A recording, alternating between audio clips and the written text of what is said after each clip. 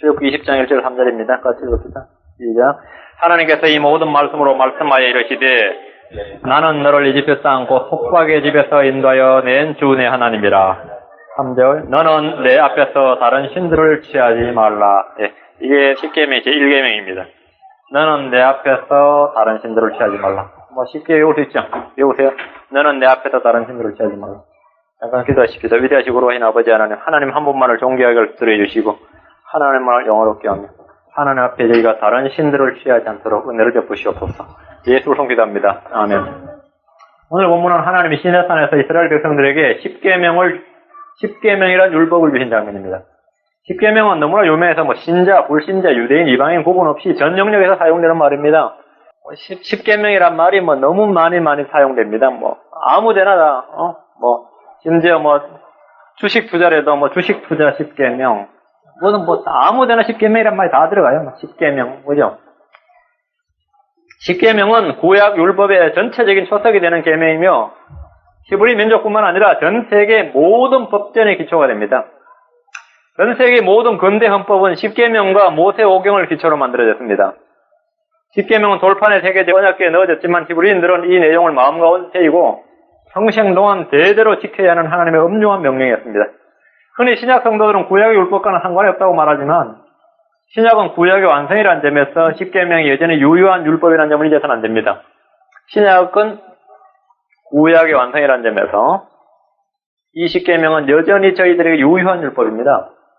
10계명은 혼의 구원과 관련된 율법이 아니라 영적인 삶의 원리로서 유효한 율법입니다. 10계명은 혼의 구원과 상관이 없는 율법이에요. 우리의 삶의 원리로서 유효한 율법이다. 신약에 보면 어떤 율법사가 주님을 시험하기 위해서 구약의 율법을 가지고 나와서 물었습니다. 주님은 구약의 모든 율법을 다음 두 가지로 요약하셨죠. 마태복음 22장 35절 40절 두 가지로 요약했습니다.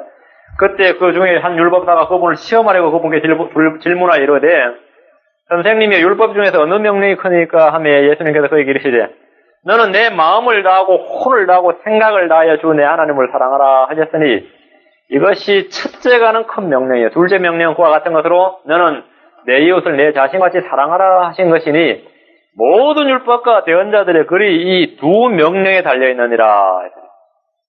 이 두 계명을 다시 한 계명으로 요약하셨는데 그것을 세 계명 또는 세 명령이라고 부르셨습니다. 요한복음 13장 34절 35절 나옵니다. 세 명령을 너희에게 주노니 서로 사랑하라. 내가 너희를 사랑한 것 같이 너희도 서로 사랑하라. 너희가 서로 사랑하면 이로써 모든 사람이 너희가 내 제자인 줄 알리라. 주님은 십자가에 못 박히시기 전에 계속해서 제자들에게 이 한 가지 명령을 반복적으로 가르치셨습니다. 요한복음 15장에서도 내 명령은 곧 내가 너희를 사랑한 것 같이 너희도 서로 사랑하라 하는 이것이니라. 요한복음 15장 17절에도 내가 이것들을 너희에게 명령하는 것은 너희로 하여금 서로 사랑하게 하려 하느냐. 계속해서 서로 사랑하라. 이는 율법의 핵심 10계명의 본질이 바로 사랑에 있음을 쉽게 알 수 있는 것입니다. 흔히 사람들은 율법과 사랑을 대비되는 개념으로 파악하는 경향이 있습니다. 율법과 사랑. 대비되는 개념으로 파악하는데 그렇지 않습니다. 율법의 본질이 사랑입니다. 법과 사랑은 반대 개념이 아니라 비례관계에 있습니다. 마태복음 24장 12절에 주님이 말세지말에 있을 이 현상을 말씀하실 때 불법이 성행함으로 많은 사람의 사랑이 식어지리라 그랬죠. 불법이 성행하면 사랑이 식어진다. 불법이 성하면 질서가 무너지리라가 아니라 불법이 성하면 질서가 무너지는 것이 아니라 사랑이 식어집니다. 반대로 주님의 법이 잘 준행되면 사람들의 사랑이 풍성해집니다. 법과 사랑은 정비례 관계입니다. 법과 사랑은 정비례 관계. 1절과 2절을 보십시다. 하나님께서 이 모든 말씀으로 말씀하여 이르시되 나는 너를 이집트 땅 곧 속박의 집에서 인도하여 낸 주 내 하나님이니라. 주님 먼저 자신이 이스라엘 백성과 어떤 관계에 있는지를 분명하게 밝히셨습니다. 이스라엘은 다른 것은 다 잊어도 한 가지 사실을 잊어서는 안 됩니다. 400년간 이집트의 노예 생활을 했고 거기서 나온 것은 주님의 권능과 은혜였다는 것입니다. 신명기 6장 12절에 너는 조심하여 너를 이집트 땅 속박의 집에서 인도하여 내신 주를 잊지 말고 라고 말합니다. 주를 잊지 말고. 주님 이스라엘이 이 사실을 잊어버릴까 염려하셨습니다. 그래서 신명기 8장 14절에도 두렵건대 내 마음이 교만하여 주 내 하나님을 잊어버릴까 하노라. 그분께서는 너를 이집트 땅 속박의 집에서 이끌어내시고 속박의 집에서 인도하여 내신 주 하나님을 잊어버리지 말라. 주님을 잊어버리면 주님이 주신 계명은 아무 소용이 없게 됩니다. 주님을 잊어버리면 주님이 주신 계명은 소용이 없습니다. 원인무효가 되고 맙니다. 주님은 누구라도 이스라엘 백성들에게 이 역사적 사실을 잊게 하거나 그들의 기억 속에서 이 사실을 흐리는 자들은 죽이라고 명령하셨습니다. 신명기 13장 5절에 그 대언자나 그 꿈꾸는 자는 죽일지니 그 까닭은 그가 너에게 말하여 너희로 하여금 이집트 땅에서 너희를 인도하여 내시고 속박의 집에서 구속하신 주 너희 하나님으로부터 돌아서게 하며 주 내 하나님께서 내게 걸으라 명령하신 길에서 너를 밀어내고자 하였기 때문이라. 너는 이같이 하여 내 안에서 악을 제거할지니라. 그런 자들은 죽여버리라. 이는 율법보다 더 중요한 것이 율법의 수여자이신 하나님이시기 때문입니다. 하나님을 잊지 말고 하나님을 잊어버릴까 주님 염려하셨어요. 하나님을 잊어버리게 하고 밀어내는 자들, 이들은 죽여버리라고 하셨어요. 악을 제거할지니라. 이스라엘에게 율법을 주신 것은 율법 자체보다 율법을 주신 하나님을 기억하고 그분을 사랑하게 하기 위함이었기 때문입니다. 하나님 이스라엘을 권능의 손으로 인도하여 내신 전능하신 분이며 인도자로서 자신을 계시하셨지만 지금 이곳 시내산에서 주님은 입법자로서 로기버예요. 법을 주신 분, 입법자로서 자신을 계시하신 것입니다. 입법자는 곧 심판자십니다. 법을 주셨다는 것은 곧 심판도 겸하는 거죠. 입법자는 심판자십니다. 율법을 주신 것은 입법자로서의 주님, 심판자로서의 주님을 그들의 마음속에 영원히 새기도록 하신 것입니다. 이사야서 33장 22절에 이는 주가 우리의 심판자시오 주가 우리에게 법을 주시는 이시오 주가 우리의 왕이시니 그분께서 우리를 구원하실 것임이니라 했고 야고보서 4장 12절도 율법을 주시는 이가 하나이시니 그분께서 능히 구원하기도 하시며 멸하기도 하시느니라. 내가 누구에게 남을 판단하느냐. 율법을 주시는 이 주가 우리에게 법을 주시는 이 이분이 곧 뭐라고요? 왕이시고 심판자시다. 구원하시기도 하고 멸하시기도 하시는 분이다. 십계명을 비롯한 율법은 오늘날 각국의 법률과 달리 인간의 합의로 제정된 것이 아니라 하나님이 직접 주신 것입니다. 그러니까 이스라엘의 국회나 백성들의 대표기관이 해야 할 일을 하나님이 대신하셨다는 것은 이스라엘의 주권은 이스라엘 국민에게 있는 것이 아니라 하나님에게 있다는 점을 분명하게 하신 것입니다.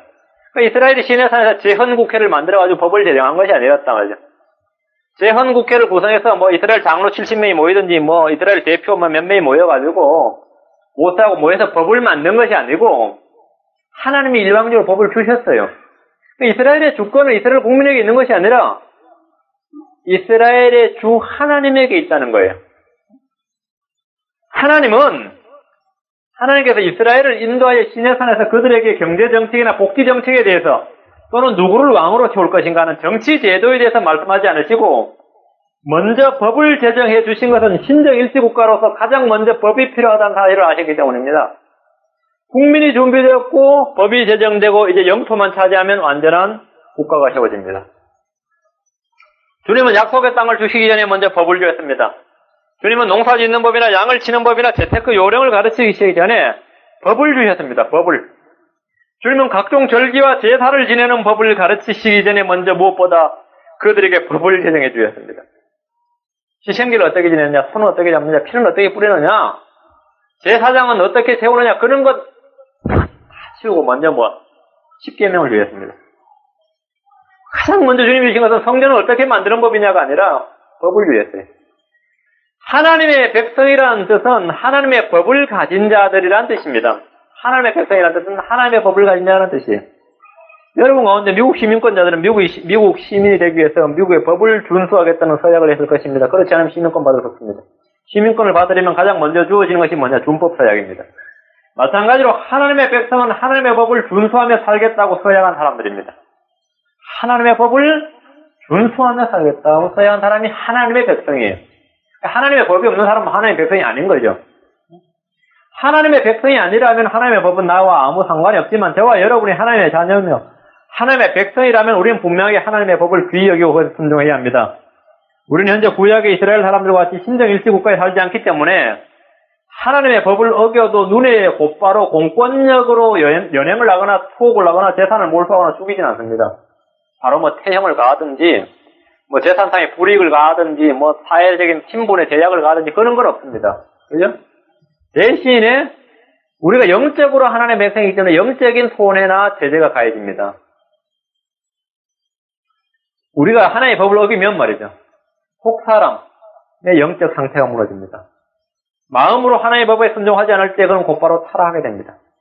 성도가 주님이 주신 자유의 법을 육신의 정욕과 기회로 이용할 때, 어길 때 마음은 참된 자유가 없어지며 죄의 법을 섬길 때 마귀의 종이 되며 주님이 주신 왕가의 법을 어길 때 로열 로우라고 하죠. 왕가의 법을 어길 때 왕의 자녀로서의 품위와 능력을 잃어버리게 되며 성령의 법을 어길 때 성령이 주시는 평안과 기쁨을 소멸하게 되고 믿음의 법을 어길 때 지독한 불신과 독한 회의 속에서 영혼은 시들어갑니다. 이게 우리 속사람이 하나님의 백성으로서 하나님의 법을 어길 때 받게 되는 타격이에요. 제재란 말이에요. 주님은 저와 여러분의 구원자로서 우리에게 법을 수여하셨습니다.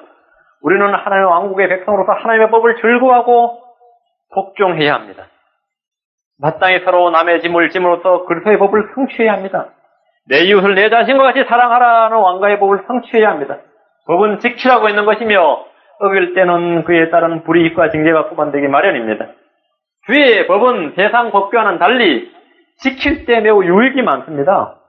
마음속에 하나님의 법을 간직하면 실족하지 않습니다.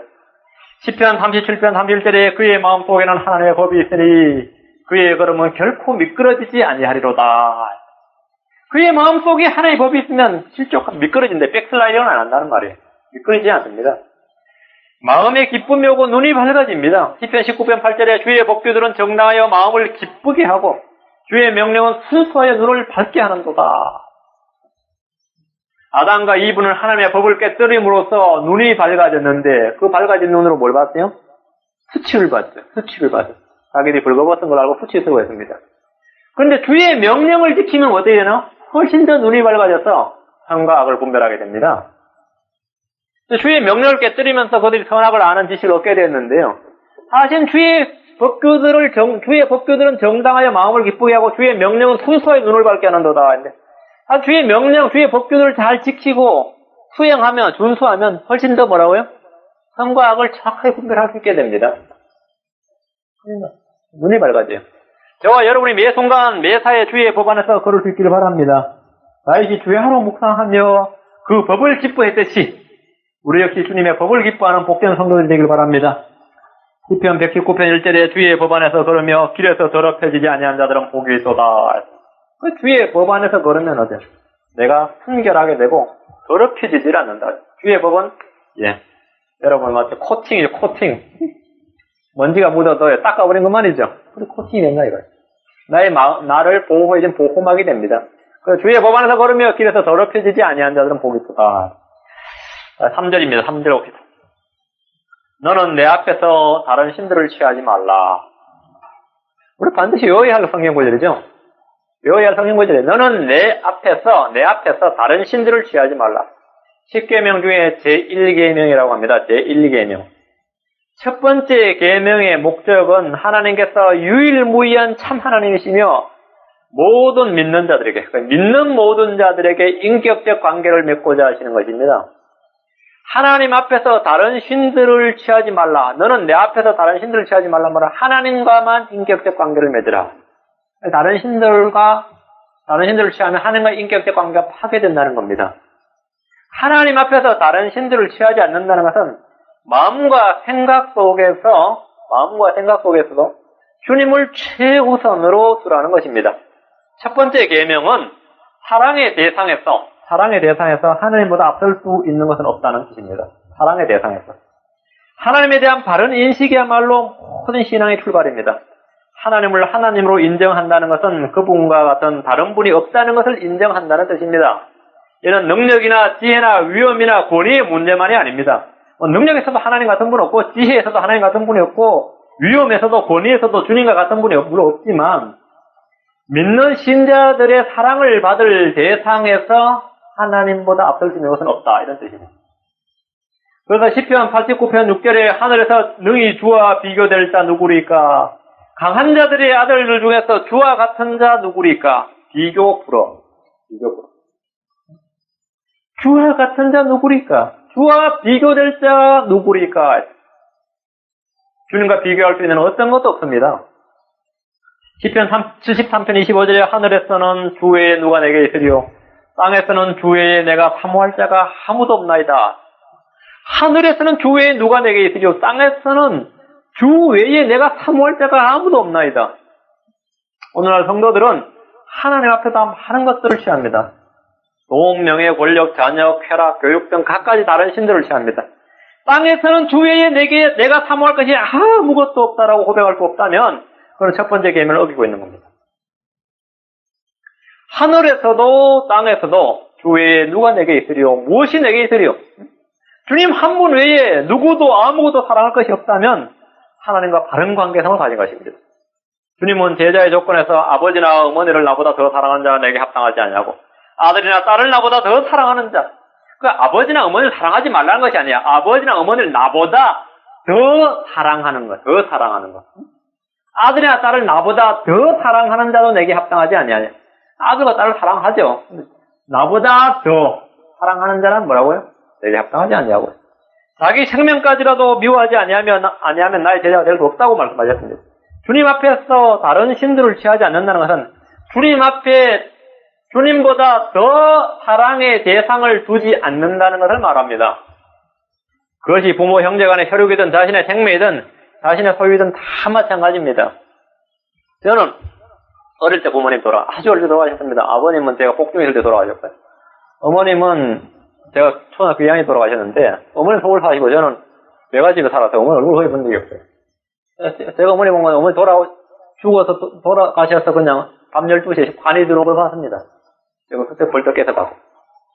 저는 형제밖에 없어요. 형하고 저하고 둘밖에 없어요. 이 형제가 각별한 관계입니다. 저 형제는 보통 일반 형제들하고, 뭐 형제들 다 친하겠지만, 저 형제들은 이제, 형제는 용감의 스타일이에요. 그렇게 자랐어요. 그런데, 형이 예술을 안 믿어요. 난 예술 믿는데, 그냥 고등학교 고3 때 예술 믿어가지고, 신자가 됐는데, 그 형이 나보고 올 때, 우리 둘 간에 다툴 일이 뭐가 있고 싸울 일이 뭐가 있겠느냐. 신앙 문제 떼고 오는 거 있다고. 진지하게. 그럼 내가 그러더니, 그 문제만은 어떻게 할 수가 없는 문제다. 크게 싸웠어요, 사실은. 크게 싸웠는데, 나한테 무슨 이야기도 상관없는데, 이 신앙 문제, 예술 믿는 문제에 관해서는, 형이 예술 믿어야 나하고 일치가 되지, 내가 예술 안 믿어서 형하고 일치될 수는 없는 문제라고. 형이 물론 굉장히 나하고 불가분의 관계, 피할 수 없는 관계지만, 그런 사실 관계성이 끊어져 버렸어요. 형제가 남보다 못하게 돼버렸어, 실제로. 그래가지고, 나는 맨날 주님께 이제 하나님께 예수 믿게 해달라고 형이 기도하고, 별의별, 제가 아는 사람 다 데려갔습니다. 그 예수 믿게 전도하려고. 어른도 데려가고, 친구도 데려가고, 형님, 나이 많은 어른, 훨씬 나이 많은 분도 데려가고. 예수를 안 믿었는데, 지금 예수를 믿는데, 예수를 믿어 지금 다시 완전히 관계 회복되는데, 예를 들어서, 내가 형을 사랑한다고 그래가지고, 내가 시나이 호텔에 있으면, 시나이에 많이 몰라고 내가 자꾸 양보라고 호텔에서 어떻게 됐겠어요? 신은 못 갖는 거죠.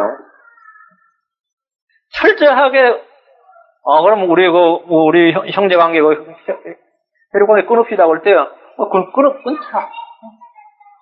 그래서 내가 다 그걸 십자가로 전부 다 끊어버린 거예요. 가슴에 묻고, 내 가슴에 묻는다. 내가 형이 없는 걸로 생각하겠습니다. 이래 된 거예요.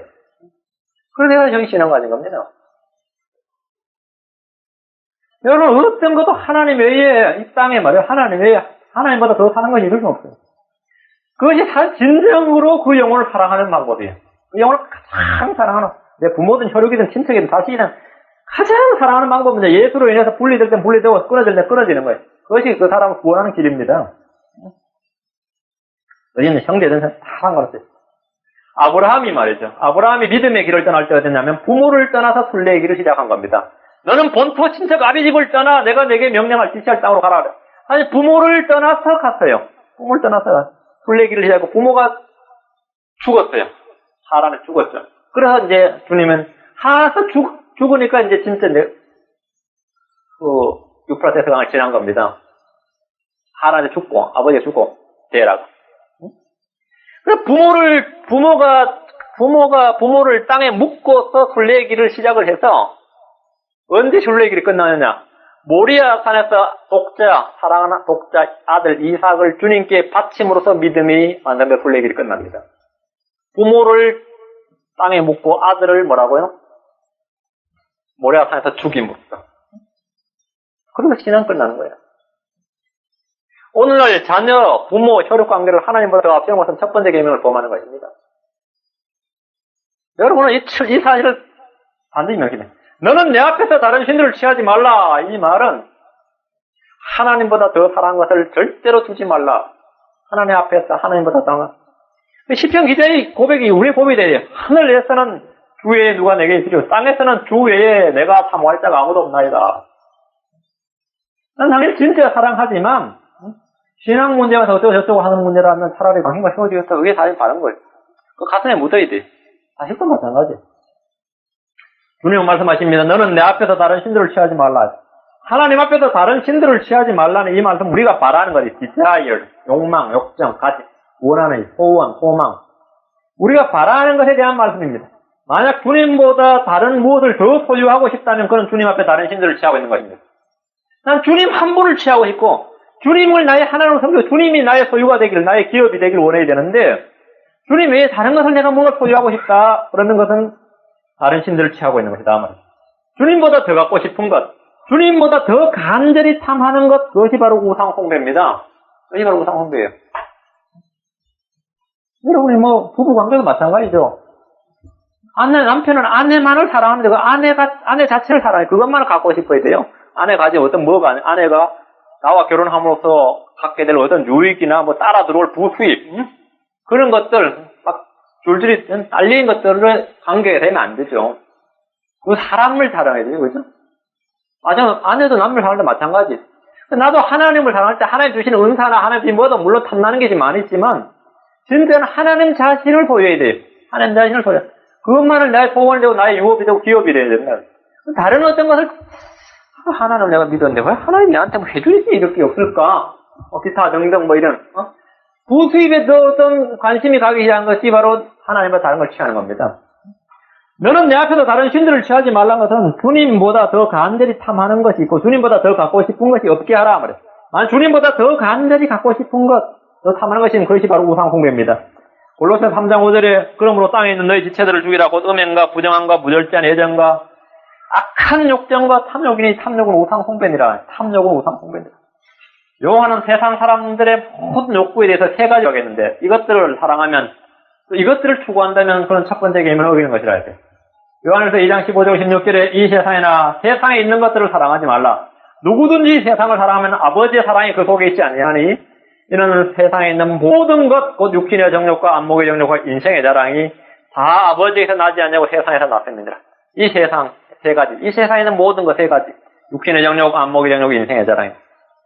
이것들을 추구하고 이것들을 사랑하면 그는 하나님 앞에서 다른 신들을 취하는 겁니다. 하나님 앞에서 다른 신들을 취하지 않는다는 말은 뭐냐면 세상에 있는 모든 것, 육신의 정욕, 안목의 정욕, 인생의 자랑을 취하지 않는다는 의미입니다. 사람은 자신이 사랑하고 섬기는 대상의 수준에 따라 그 사람의 수준도 결정합니다. 우상을 섬기면 우상과 같아지고 만몬을 섬기면 만몬과 같아집니다. 마찬가지로 하나님을 섬기면 하나님과 같아집니다. 하나님 앞에 다른 신들을 취한다는 것은 곧 영적, 정신적 타락을 의미하는 것입니다. 하나님보다 더 크고 놀라운 분이 없기 때문입니다. 어떤 가치 있는 일도, 매력적인 일도 하나님 앞에서는 아무것도 아닙니다. 많은 성도들이 인생의 깊은 시련과 좌절, 실패, 연단 속에서 주님 한 분 외에는 아무 가치가 없다는 사실을 깨닫고 고백합니다. 얼마나 많은 시련과 연단과 고통을 받습니까? 우리 하나님 앞에 기도하세요. 내가 좀 더 빠른 시간에 좀 더 고생 덜 하고 하나님 외에 하나님만을 추구하는 신앙을 내가 갖도록 그 순수한 순결한 신앙을 갖도록 기도하세요. 하나님 외에 다른 것을 욕구, 탐내지 말라. 두 번째, 다음 세 번째. 주님은 말씀하시면 너는 내 앞에서 다른 신들을 취하지 말라. 이 말씀은 이 하나님 앞에 다른 신들을 취하지 말라. 이 말씀 우리가 선택에 대한 말씀. 이 말씀은 우리가 한 분 하나님만을 선택하라는 것입니다. 한 분 하나님만을 선택하라. 하나님 앞에서 다른 무엇을 선택한다는 것은 그 첫 번째 계명을 범하는 것입니다. 신앙이란 것 하나님을 선택하는 것입니다. 신앙은 선택의 문제, 결국 선택입니다. 여호수아는 이스라엘 백성들에게 이렇게 결단을 요구했습니다. 선택을 요구했어요. 요소서 24장 15절. 요소서 24장 15절. 선택을 요구했는데요. 만일 주를 섬기는 것이 너에게 좋지 않게 보이거든 너희 조상들이 강 저편에서 섬기던 신들이든지 여기서 강 저편이 뭐냐면 갈대아 우르 지역을 말하는 겁니다. 아브라함의 고향을 말해요. 유프라테스 강 저편. 강 저편에서 섬기던 신들이든지 혹은 너희가 지금 거하는 땅에 아모리 족속의 신들이든지 너희가 섬길 자를 이날 택하라. 이날 택하라. 선택하라. 그러나 나와 내 집으로 말하건대 우리는 주를 섬기겠노라 하니 주님을 선택했다면 다른 신들을 선택할 수가 없습니다. 주님은 이스라엘을 선택하셨습니다. 그리고 은혜를 베푸셨습니다. 이제 이스라엘은 하나님을 택하든지 우상을 택하든지 결정해야 합니다. 우상을 택하면 하나님과는 상관없는 민족이 되고 이스라엘에게서 끊어지게 됩니다. 그 개인이, 그 가정이 만약 다른 신을 택하면 이스라엘에서 끊어지게 됩니다. 저와 여러분도 마찬가지입니다. 하나님은 그리스도 안에서 우리를 택하셨습니다. 선택을 위해서는 선택할 대상에 대한 지식이 있어야 합니다. 인격적인 하나님을 선택하기 전에 하나님에 대한 지식이 있어야 합니다. 우리는 알고 완전한 마음과 자원하는 마음으로 주님을 섬겨야 합니다. 역대기상 28장 9절에 내 아들 솔로몬아 너는 내 아버지 하나님을 알고 완전한 마음과 자원하는 생각으로 그분을 섬길지어다. 이는 주께서 마음을 다 살피시고 생각으로 상상하는 바를 다 아시기 때문이니 내가 만일 그분을 찾으면 만날 것이로되 내가 만일 그분을 버리면 그분께서 너를 영원히 버리시리라. 선택하는 거예요. 신앙은 선택입니다. 솔로몬에게 다윗이 유언으로 하는 말이 뭐냐면 잘 알아서 선택해라. 그래서 주님을 선택하고 주님을 섬겨라. 그렇지 않으면 너는 버린다 한다. 너는 내 앞에서 다른 신들을 취하지 말라는 선택의 문제다. 하나님을 알고 완전한 마음, 자원하는 마음으로 주님을 섬겨야 합니다. 하나님은 출애굽의 과정에서부터 시내산에 이르는 3개월 동안 충분히 하나님을 아는 시간을 주셨습니다. 표적과 능력을 보이시고 말씀을 주시고 적을 물리치시고 필요를 공급하시며 먹이시고 인도하셨습니다. 선택이 있고 결단이 있으면 그 후에는 변하지 말아야 합니다. 후에는 변하지 말아야 합니다. 다시 3절입니다. 주님 말씀하십니다. 너는 내 앞에서 다른 신들을 취하지 말라. 하나님 앞에서 다른 신들을 취하지 말라는 이 말씀은 우리가 하나님과 맺은 거룩한 언약에 대한 말씀입니다. 어떤 언약도 주님의 언약을 능가할 수 없습니다. 어떤 법도 주님과 맺은 법보다 우선할 수 없습니다. 언약에 관한 말, 거룩한 언약에 관한 말씀이에요. 너는 내 앞에서 다른 신들을 취하지 말았는데 만약 주님과 맺은 이 언약보다 내가 다른 약속이 더 중요한 약속이 있다면 그건 벌써 우상숭배자예요. 첫 번째 계명을 어기고 있는 겁니다. 어떤 법도 주님과 맺은 법보다 우선할 수가 없습니다. 대영제국이 찬란한 영광을 누릴 때가 여러분들 알 때가 엘리자베스 여왕 때죠. 그때 영국은 해가 지지 않는 나라다 이래서 그때 영국군을 지휘하던 장군은 영국군을 지휘하던 지금 하면 미국으로 치면 합창부장이 되겠죠. 대영제국의 그 총수가 엘리자베스 여왕이 오라고 수요일에 오라고 좀 불렀는데 그 부름을 거절했습니다. 이는 왕정국가에서는 상상할 수 없는 일입니다. 왕정국가에서 왕이 부르는데 오라는데 못 가겠다 그랬어요. 그것도 그럼 이게 명령 불복종 아니에요. 이유가 뭐냐면 수요일 저녁에 선약이 되어 있었기 때문에 엘리자베스 여왕이 부르는데 장군이 못 가겠다 그랬어요. 선약으로 인해서. 그의 선약은 다름 아닌 수요 기도 모임이었습니다. 여왕은 장군이 하나님과의 선약으로 인해서 자신의 부름을 거절했다는 말을 듣고 만왕의 왕이신 그분이 영국의 왕인 나와 비교할 수 없지 않겠는가? 만왕의 왕이 부르고 만왕의 왕이신 주님과 약속이라면 그 약속이 우선이지 않겠는가? 이렇게 말했습니다. 영국의 최고 지도자들, 그 왕, 군수 통수권자 이런 영국의 최고 지도자들이 이런 신앙을 가졌을 때 영국은 조그만 나라였지만 세계에서 해가 지지 않는 전성시대를 구가했습니다.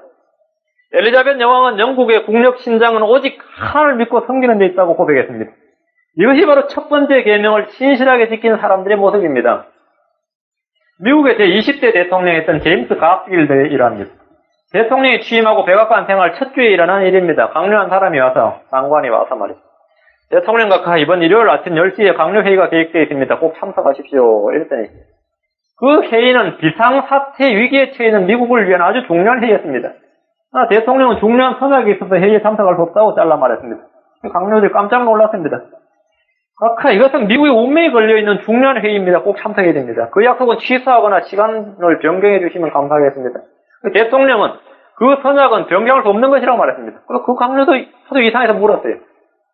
대통령께서 약속하신 그 사람이 대체 누구기에 그렇게 중요한지 솔직히 알고 싶습니다. 그랬더니 대통령 가필드가 말하기를, 나도 솔직히 말하는데, 솔직히 대답하겠는데, 주일 오전 아침 10시 30분은 내가 나의 사랑하는 주님을 교회에서 뵙는 시간입니다. 난 언제나 그렇게 하기로 벌써 오래전에 나의 주님께 약속을 한 사람입니다. 가필드는 주님과 약속한 대로 주일을 거룩하게 지켰습니다. 당시 미국의 위기는 아무런 일 없이 잘 넘어가게 됐습니다. 그는 하나님을 선택했고 하나님의 언약을 선택했습니다. 첫 번째 계명은 하나님의 편에서는 명령이지만 백성들 편에서는 주님 앞에 다른 신들을 취하지 않겠다는 거룩한 약속입니다.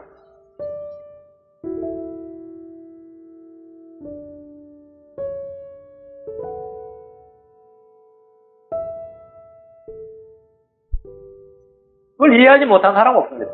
주님의 법은 매우 간단하고 일상적인 쉬운 언어로 기록되었습니다. 달리 해석해줘야 할 필요도 없고 오해의 여지도 없었으며 이면적인 깊은 내용도 없습니다. 단순하고 명료합니다. 여러분은 어떤 경우에도 하나님을 선택하고 그분을 경배하시기 바랍니다. 이것이 바로 첫 번째 계명입니다. 주님은 말씀하십니다. 너는 내 앞에서 다른 신들을 취하지 말지니라. 하나님 앞에서 다른 신들을 취하지 말라는 이 말씀은 하나님보다 더 두려우신 분을 두지 말라는 겁니다. 더 두려운 분, 하나님보다 더 두려워할 분을 두지 말라. 만약 우리에게 하나님보다 더 크고 무서운 존재가 있다면 우리는 하나님을 섬길 수 없습니다. 하나님만 섬길 수는 없습니다. 왜? 눈치를 봐야 되죠. 그죠? 어린 성도들은 직장 상사나 믿지 않는 동료나 가족들이나 친구들이나 세상 사람들을 하나님보다 더 두려워합니다. 더 두려워합니다. 자신도 모르게 마음속에는 이들이 하나님보다 더 큰 신들이 되어버린 것입니다. 그러나 하나님보다 더 두려워해야 할 존재는 없습니다. 아무도 없습니다. 우상들은 두려운 존재들이 아닙니다. 사람 역시 두려워해야 할 필요가 없습니다. 주님과 인격적인 관계를 맺으면 주님 한 분만을 두려워하게 됩니다.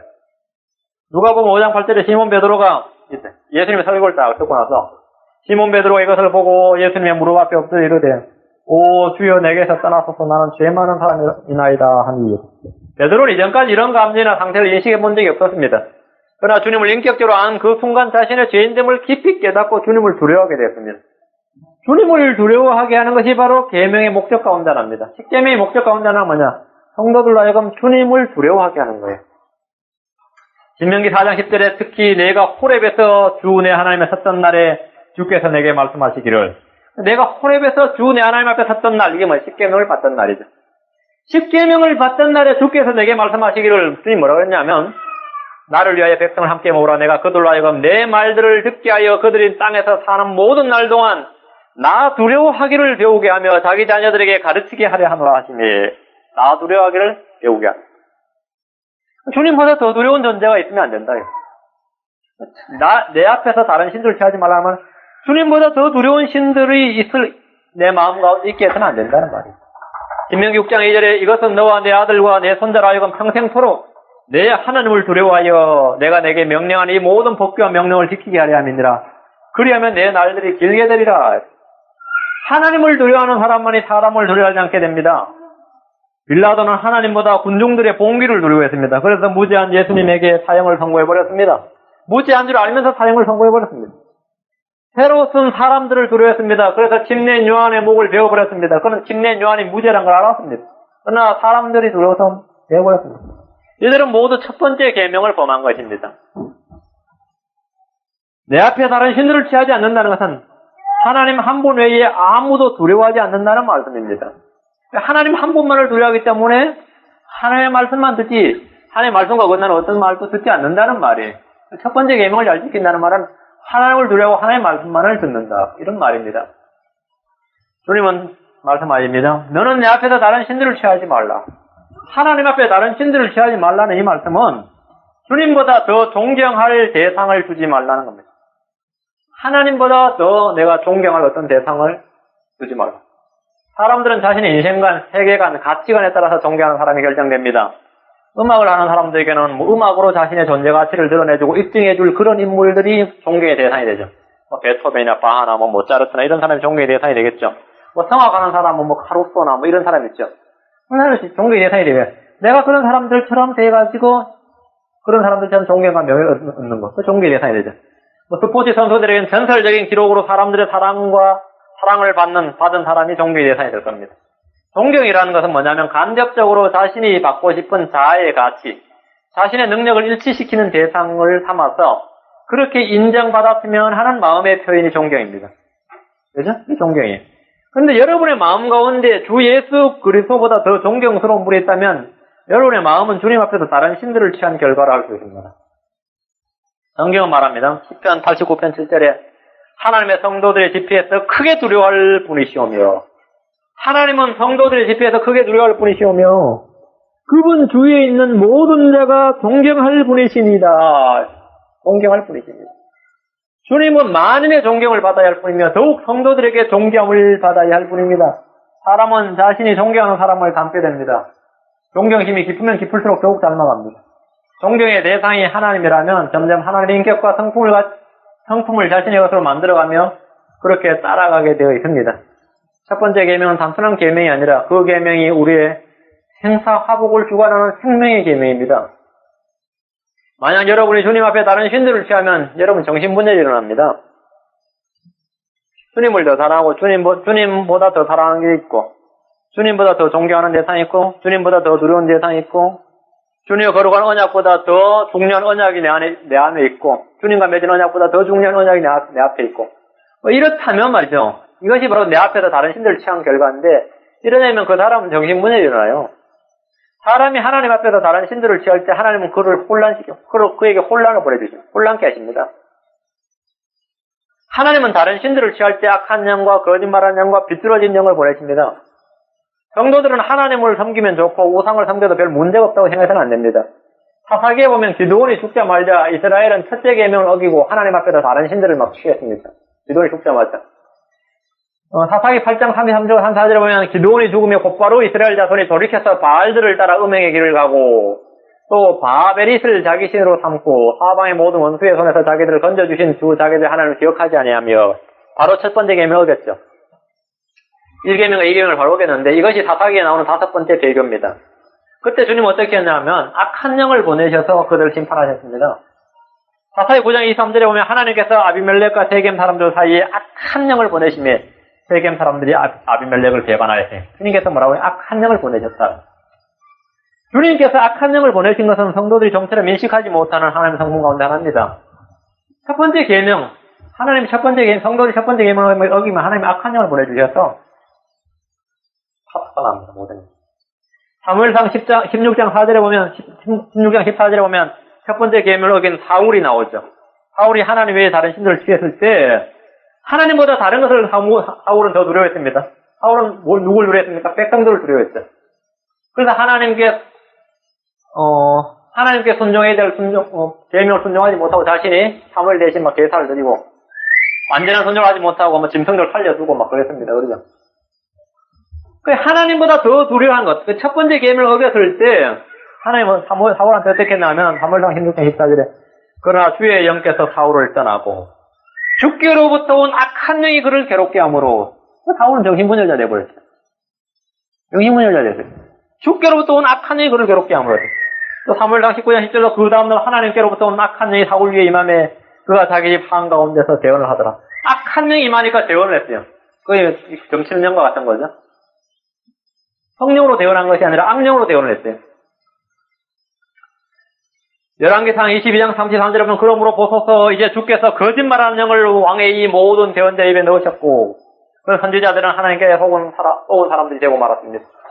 이사야서 19장 14절에 주께서 이집트 한가운데서 비뚤어진 영으로 섞으셨으므로 그들이 이집트로 하여금 그 모든 일에서 잘못하게 한 것이 술 취한 자가 자기의 토한 것 가운데 비틀거리는 것 같게 하였으니 비뚤어진 영으로 섞으셨다. 거짓말하는 영을 보내셨다. 악한 영을 보내셨어요. 하나님 앞에 다른 신들을 취할 때 신앙의 파탄뿐만 아니라 인격 역시 파탄이 납니다. 우리의 마음은 한 번에 두 가지가 들어올 수 없습니다. 이 더블 마인드라 그래요. 더블 마인드.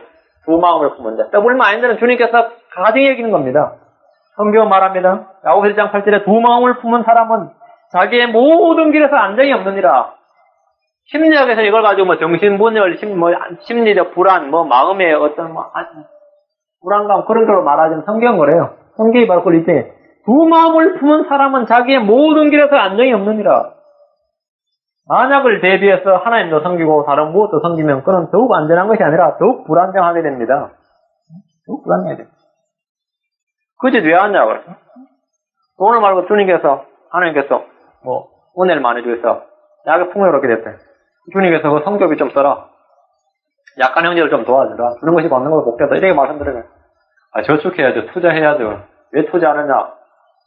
하나님 나중에 나 안 도와줄 때를 대비해서 투자해야죠. 하나님이 언젠가 죽을지 모르는 하나님 죽으시면 내가 살아야 되겠다. 투자해야죠. 하나님 없이 만약 내가 내 앞에서 하나님 나를 떠나시면 내가 그날을 대비해서 이런 거란 말이죠. 굉장한 불신이에요. 배반이 하나님을 모독하는 행위라고 하시죠. 만약을 대비해서 하나님도 섬기고 다른 무엇도 섬기면 그는 더욱 안전한 것이 아니라 더욱 불안정하게 됩니다. 야고보 사도는 계속해서 말하기를 하나님께 가까이 나아가라. 그리하면 그분께서 너에게 가까이 오시리라. 죄인들아 너희 손을 정결하게 하라. 두 마음을 품은 자들아 마음을 풍결하게 하라. 한 분 하나님을 섬기고 믿을 때 우리의 마음은 단일한 마음, 단일한 눈을 갖지만 하나님 앞에 다른 신들을 취할 때 그의 마음은 두 갈래가 됩니다. 두 갈래가 됩니다. 시편 12편 2절에 그들이 저마다 자기 이웃에게 헛것을 말하며 아참 하나님이 불과 두 마음으로 말하나이다. 두 마음으로 말하나이다. 이것이 바로 첫 번째 계명을 범한 결과입니다. 첫 번째 계명은 두 마음으로 말한다 이거예요. 두 마음으로 말한다. 안식일을 지키고 제단에 희생물도 바치면서 우상을 숭배한 이스라엘 향해서 주님은 이렇게 말씀하셨습니다. 호세아서 10장 2절과 3절에 펴보세요. 호세아 10장 2절과 3절. 저는 오늘날 크리스찬들이 왜 그렇게 헛짓을 많이 하는지 알아요. 왜 헛짓을 많이 하냐? 주님 안 계실 때를 대비하는 거죠. 주님이 안 계실 수 있어요? 주님 안 계실 때 호세아 10장 2절 3절입니다. 호세아 10장 2절 3절. 이들은 안식일로 지키고 제물도 바치고 희생물도 바치고 말이야. 하나님 섬긴다는 이스라엘 백성들인데 어떠냐 봅시다. 예. 그들의 마음이 나뉘었으니 그들이 잘못한 대로 드러나도다. Their heart is divided. 그들의 마음이 뭐라고요? 나누어졌다. 갈라졌다. 그들의 마음이 나뉘었으니 이제 그들이 잘못한 대로 드러나리라. 그분께서 그들의 제단들을 파괴하시고 그들의 형상들을 못쓰게 하시리니 이는 그들이 이제 이르기를 우리가 주를 두려워하지 아니하였으므로 우리에게 왕이 없거니와 왕이 우리에게 무엇을 하리요 할 것이니라. 주님은 약한 마음은 은혜와 위로의 영으로 힘을 주시고 강하게 하시지만 나뉘어진 마음은 심판하십니다. 주님은 상처난 마음을 싸매시며 기름을 부어주시지만 갈라진 마음은 징계를 내리십니다. 악한 마음의 소유자는 마음이 약한 자들을 무너뜨립니다. 여기서 제기하는 길이 바로 주님 한 분만을 의지하고 믿는 것입니다. 첫 번째 계명을 믿는 거예요. 그걸 투영하는 거예요. 주님은 말씀하십니다. 너는 내 앞에서 다른 신들을 취하지 말라. 하나님 앞에 다른 신들을 취하지 말라는 이 말씀은 주님보다 더 신뢰하는 존재가 있게 하지 말라는 말씀입니다. 이 말씀은 하나님 한 분만을 신뢰하고 어떤 다른 것도 주님보다 더 신뢰하지 않는다는 뜻입니다. 여러분의 마음 가운데 주님 외에 믿을 만한 구석이 있다면 그것은 이미 첫 번째 계명을 깨뜨린 것입니다. 사람마다 비장의 한 수를 숨겨두고 만약을 대비하는 분들이 있는데 세상은 그것을 지혜라고 말하고 성경은 그것을 불신이라고 말합니다. 간절히 기도하지만 만약 이 기도가 응답되지 않을 때를 대비해서 무엇인가를 계획하거나 일을 꾸미는 것은 불신입니다. 하나님의 말씀대로 살고 싶지만 불안해서 도저히 그렇게는 못하겠다면 그는 이미 깊은 불신의 늪에 빠져있는 상태입니다. 많은 성도들이 하나님이 나를 도와주지 않을 그날을 대비해서 사는 것 같습니다. 하나님이 나를 떠나버리시고 나를 버리실 그날을 대비해서 하나님이 죽어버리시거나 안 계실 만약의 사태를 대비하듯이 살면서 믿음을 이야기하는 것은 분명히 첫 계명을 파괴하는 큰 범죄입니다. 어리석은 부자는 왜 창고를 지어서 소득을 저축했습니까? 물론 먹고 놀기 위해서겠지만 근본으로는 내년에도 앞으로도 주님이 이렇게 복을 주신다고는 믿을 수 없기 때문입니다. 원래 주님이 잔뜩 창고에 넘치게 복을 주셨으면 내년에도 주시고 앞으로도 주실 수 있다고 믿으면 뭐 저축할 일이 없죠. 다 청지기처럼 나눠줄 수 있는데 내년에 안 주셔버리고 날 망하게 하면 어떡하나 싶으니까 저축해 두는 거예요. 그렇죠? 오늘 많은 성도들은 나는 주님 앞에서 다른 신들을 취한 적이 없다고 생각하고 그렇게 믿겠지만 만약 주님 외에 다른 무엇을 신뢰하고 있다면 그는 이미 다른 신들을 취하고 있는 겁니다. 주님을 신뢰할 자리에 사람이 오지 않게 하십시오. 주님을 신뢰할 자리에 사람이 오지 않게 하십시오. 이 교회는 누가 있어서 괜찮다 이런 생각하면 그건 망하는 거야. 아니 나는 지금 이랬지만 그래도 뭐 우리 집에는 뭐 엄마 재산은 많으니까 이런 거 주님 신뢰할 자리에 사람이 온 거예요. 시편 118편 8절과 9절에 주를 신뢰함이 사람을 신뢰함보다 나으며 주를 신뢰함이 통치자들을 신뢰함보다 낫도다. 만약 주를 신뢰하지 않고 사람을 신뢰하거나 통치자를 신뢰한다면 그건 저주받는 겁니다. 예레미야 17장 5절에 주께서 이같이 말씀하시느니라. 사람을 신뢰하며 육체를 자기 무기로 삼고 마음이 주에게서 떠난 사람은 저주를 받는다. 주를 신뢰할 자리에 자신의 명철이 오지 않게 하십시오. 다만 3장 5절에 내 마음을 다하여 주를 신뢰하고 내 자신의 명철을 의지하지 말지어다.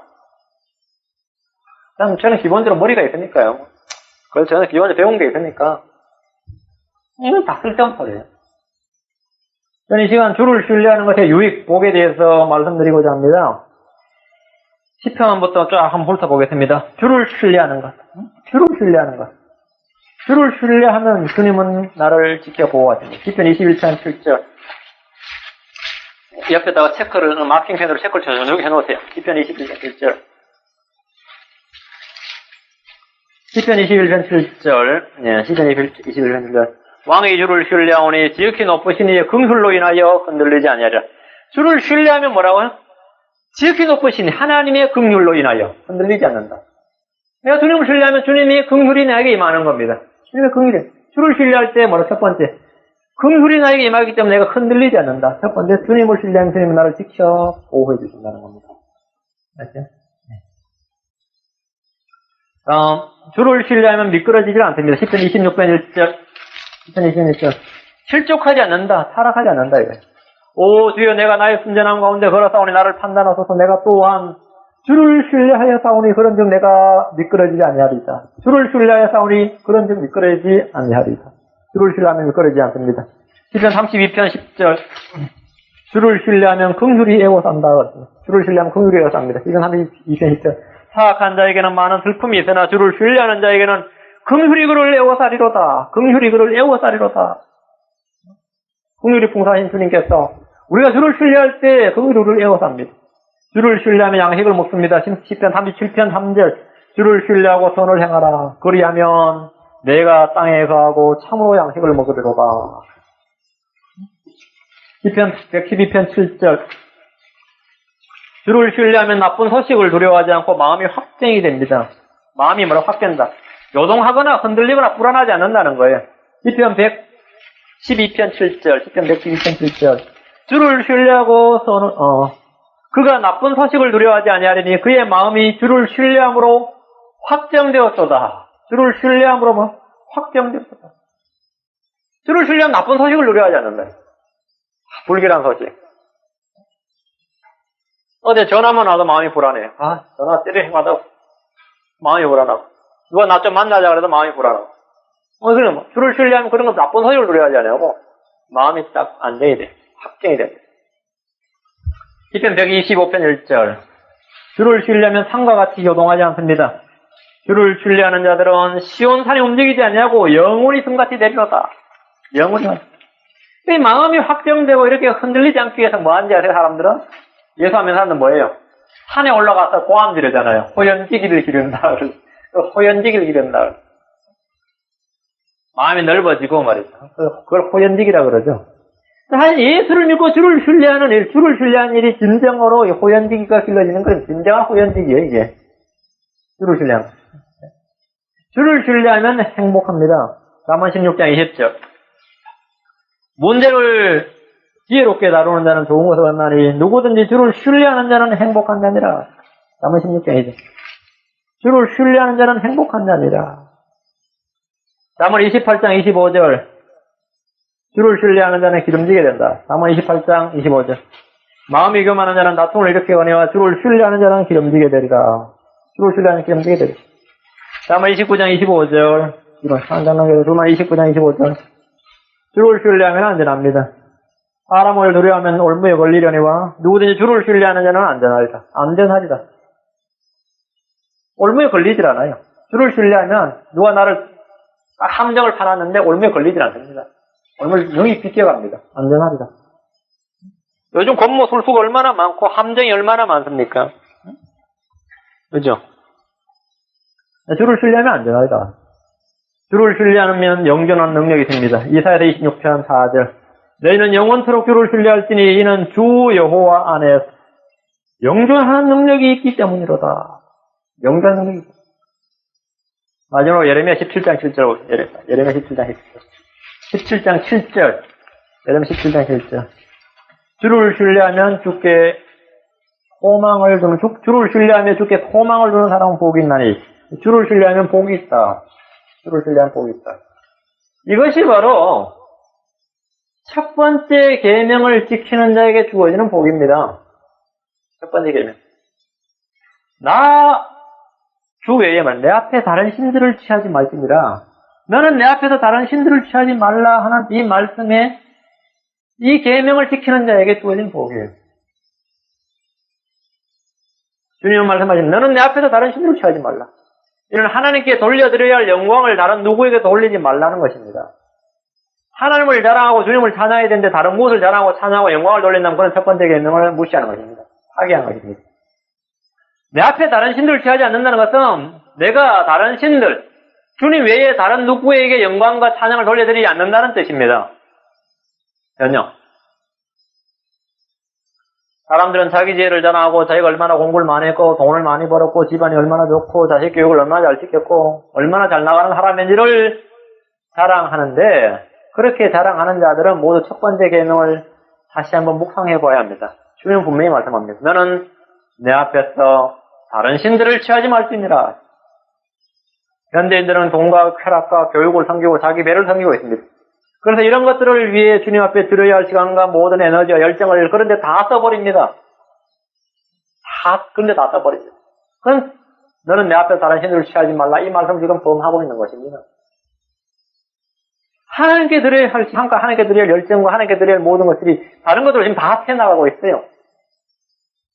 이 얼마나 한심한 노릇입니까? 저는 첫 번째 계명을 좀 7가지 각도에서 여러분에게 말씀드렸습니다. 7가지.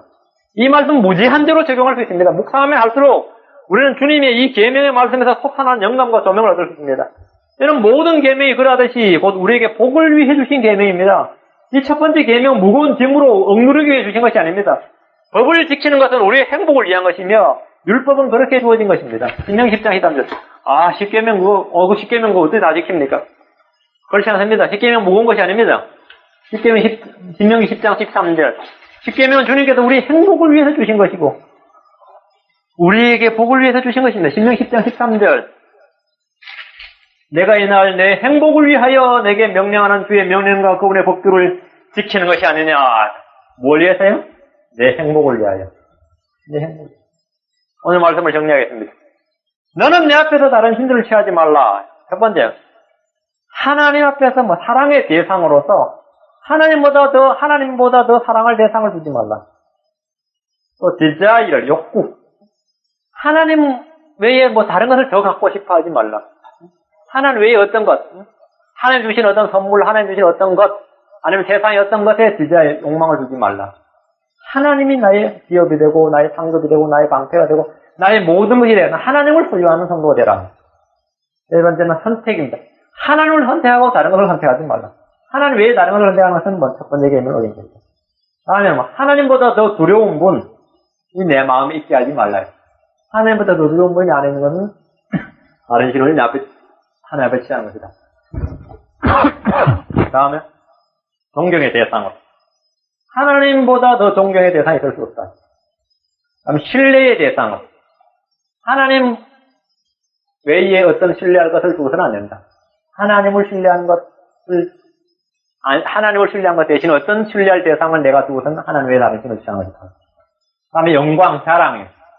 하나님께 영광을 돌리고 자랑을 돌려야 돼요. 하나님께 드려야 할 영광, 존귀, 자랑을 어떤 다른 것에 영광을 돌리고 자랑을 돌리는 건 하나님 앞에서 다른 신들을 취하는 것이다.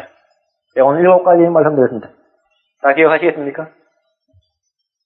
자, 같이 3절 말씀 외웁시다. 같이 읽읍시다. 10자, 출애굽기 2장 3절 같이. 첫 번째 계명, 제일 중요한 계명입니다. 같이 옆에 시작. 너는 내 앞에서 다른 신들을 취하지 말라. 우리 인생 요절돼야 됩니다. 인생의 요절입니다. 인생의 요절입니다. 기도합시다. 위대하시 거룩하신 하나님 아버지. 너는 내 앞에서 다른 신들을 취하지 말라. 이 말씀이 저희 평생의 삶과 신앙의 핵심 요절이 되게 해주시옵소서. 저희 마음에 이것이 늘 깃발처럼 배너처럼 걸리게 해주시고 저희 미관과 저희 마음의 심중과 저희 생각과 모든 것에서 이것이 우뚝 솟게 해주시옵소서. 저희가 하나님의 어떤 것도 더 사랑하는 것이 있지 않게 하옵시고 저희가 하나님을 소유하는 것 외에 다른 것을 소유하고 싶어하는 것이 있지 않게 해주시옵시고 하나님 외에 다른 것을 선택하지 않게 해주시옵시고 하나님보다 더 두려운 존재가 저희 마음 안에 저희 눈앞에 있지 않게 해주시옵시고 하나님보다 더 존경할 대상, 더 흠모의 대상 있지 않게 하옵시고 하나님 외에 어떤 것을 신뢰하는 것이 있지 않게 해주시옵시고 하나님 외에 어떤 것에게 영광을 돌리는 대상이 있지 않게 해주시옵소서. 저희 교회의 모든 성도들, 이 LA 지역에서 예배를 드리는 모든 성도들, 또 이 땅에 주님의 주의 이름을 부르는 모든 성도들이 하나님 한 분만을 사랑하고 공경하고 두려워하고 신뢰할 수 있도록 해주시고 영광 돌릴 수 있도록 인도해 주시옵소서. 모든 성도, 예수의 이름으로 일컬어 받는 모든 성도들이 너는 내 앞에서 다른 신들을 취하지 말라. 이 계명을 잘 준행할 수 있도록 해주셔서 주님 말씀하신 대로 내가 이날 내 행복을 위하여 내게 명령하는 주의 명령과 그분의 법도를 지키는 것이 아니냐. 제가 이 법을 잘 지키도록 해주십시오. 하나님께서 율법을 주신 것은 하나님의 백성들에게 주신 것입니다. 우리가 하나님의 백성이라는 뜻이 곧 하나님의 계명, 하나님의 율법을 받은 존재들을 알고 이 속사람이 하나님의 율법을 범함으로써 무너지지 않도록 해주시고 인격에 파탄이 오지 않도록 해주시고 두 마음을 품어서 정함이 없는 그런 자가 되지 않도록 해주시옵소서. 아버지께서 단일한 마음, 단일한 생각을 주시기 원하옵고 예수를 섬기도합니다. 아멘.